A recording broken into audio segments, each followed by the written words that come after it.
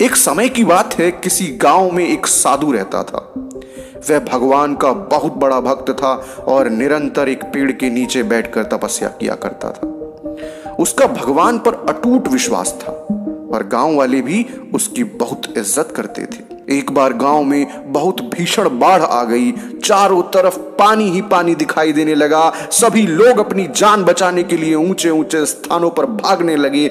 जब लोगों ने देखा कि साधु महाराज अभी भी पेड़ के नीचे बैठे भगवान का नाम जप रहे हैं, तो उन्हें यह जगह छोड़ने की सलाह दी। पर साधु ने कहा, तुम लोग अपनी जान बचाओ, मुझे तो मेरा भगवान बचाएगा। धीरे धीरे पानी का स्तर बढ़ता गया और पानी साधु के कमर तक पहुंच गया।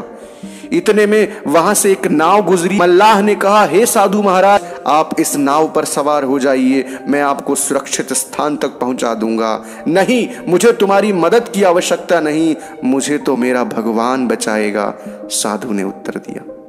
नाव वाला चुपचाप वहां से चला गया।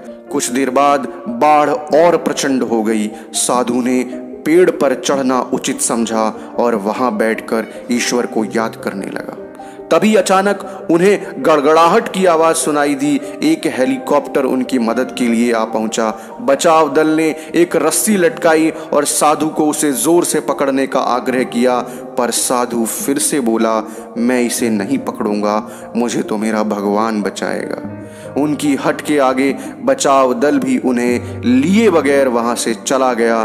कुछ ही देर में पेड़ बाढ़ की धारा में बह गया और उस साधु की मृत्यु हो गई। मरने के बाद साधु महाराज स्वर्ग में पहुंचे और भगवान से बोले, हे प्रभु, मैंने तुम्हारी पूरी लगन से आराधना की है, तपस्या की है। जब मैं पानी में डूबकर मर रहा था तब तुम मुझे बचाने क्यों नहीं आए? ऐसा क्यों किया प्रभु? भगवान बोले, हे साधु महात्मा, मैं तुम्हारी रक्षा करने एक नहीं बल्कि 3 बार आया।